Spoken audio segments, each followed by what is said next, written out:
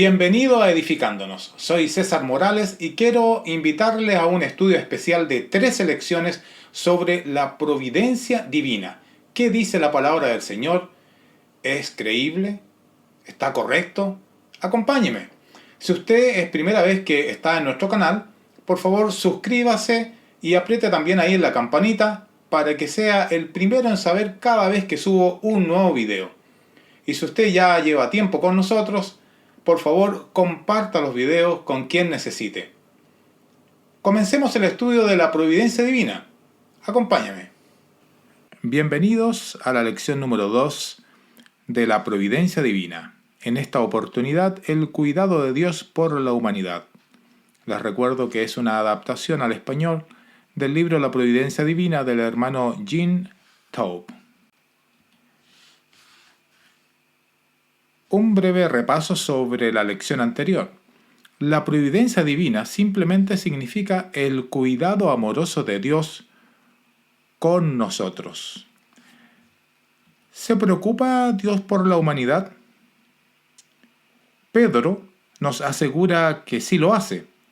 En 1 de Pedro capítulo 5 versículo 7 dice: echando toda vuestra ansiedad sobre Él, porque Él tiene cuidado de vosotros. ¡Qué maravilla! Dios nuestro Creador no nos ha abandonado, le importamos.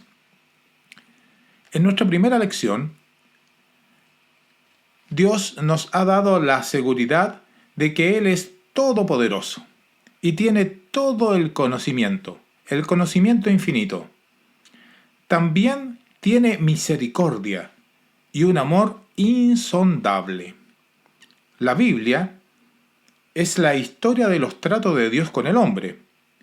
Una y otra vez, el libro inspirado contiene relatos del cuidado amoroso de Dios por toda la humanidad. Comencemos nuestro estudio de hoy. El cuidado de Dios por todos los hombres. El Nuevo Testamento nos asegura que Dios derrama su generosidad sobre todos, para enseñarnos que debemos amar a nuestros enemigos, así como a nuestro prójimo. Jesús nos instó en Mateo capítulo 5 versículo 45 que Él hace salir su sol sobre malos y buenos y llover sobre justos e injustos.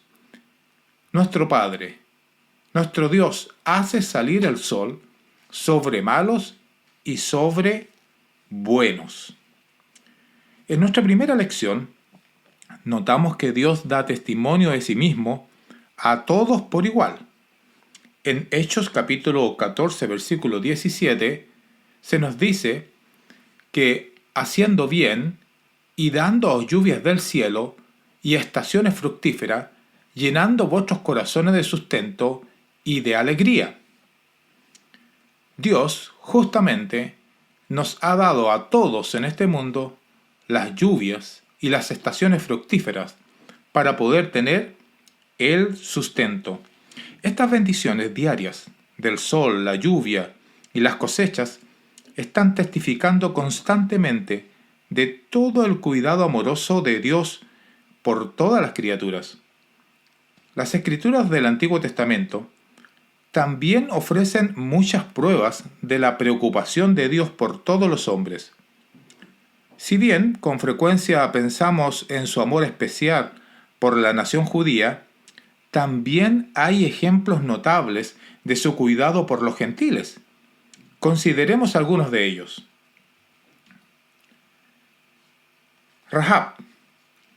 Su asombrosa pero maravillosa historia se conserva para nosotros en los capítulos 2 y 6 de Josué. La mayoría de la gente consideraría a Rahab un candidato muy poco probable para la providencia de Dios. Como mujer inmoral y ciudadana de la condenada ciudad pagana de Jericó, ¿qué posibilidades de supervivencia tenía? Pero Dios la salvó. A pesar de sus antecedentes, Rahab era una mujer de fe.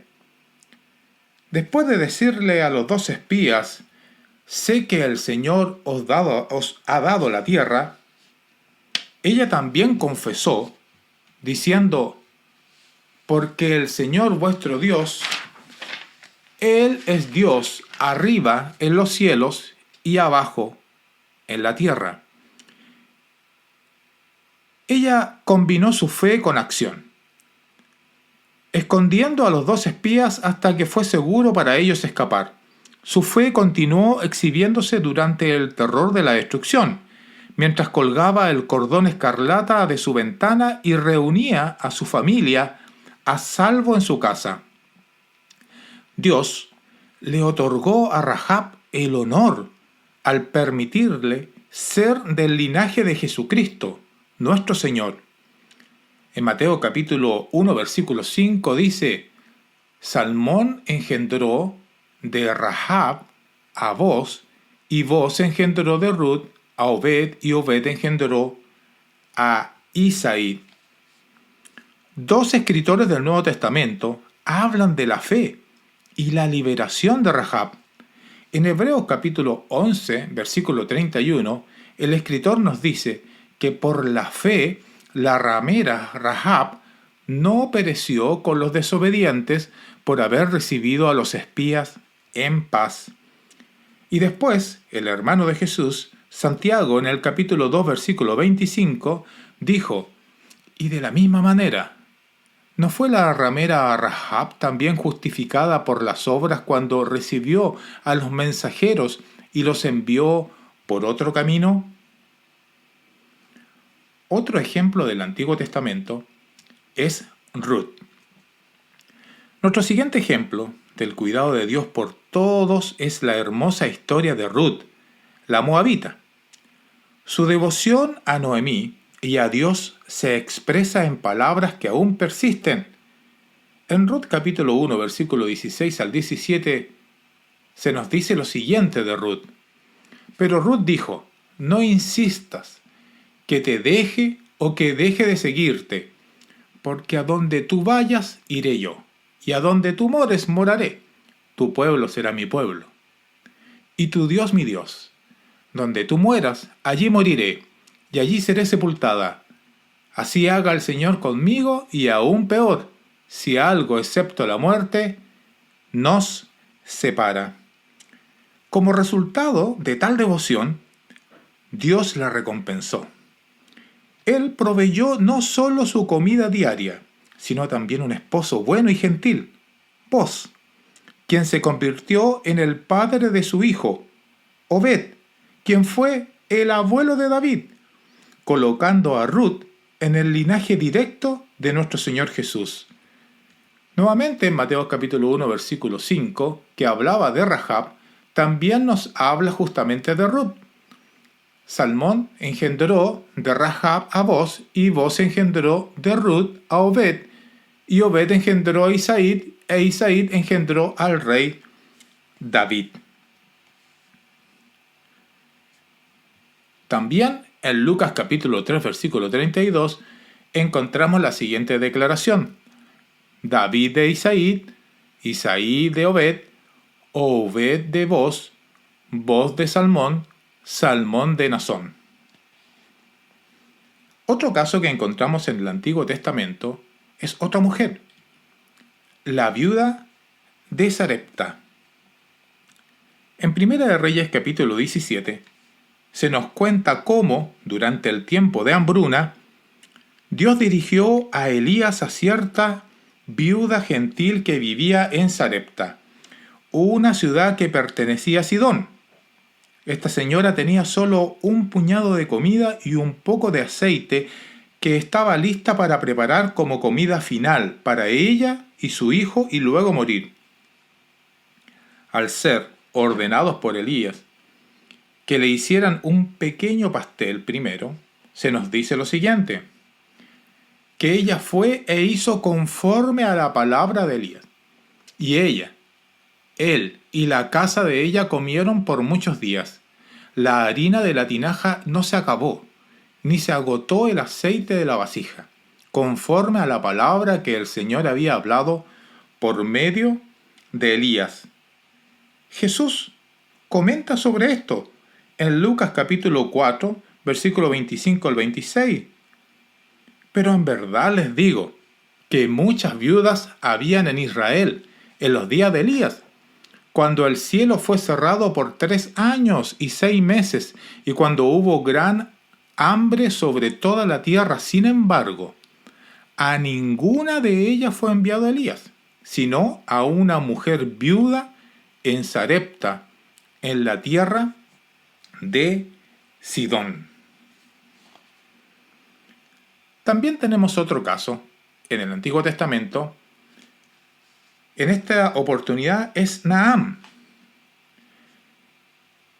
En esta historia, incluso los enemigos de Israel eran receptores de la bondad de Dios. En Segunda de Reyes, capítulo 5, habla de Naamán, el capitán del ejército sirio. Una de sus cautivas, una pequeña sirvienta judía, le habló del poder del profeta Eliseo para curar a su amo de la temida enfermedad de la lepra.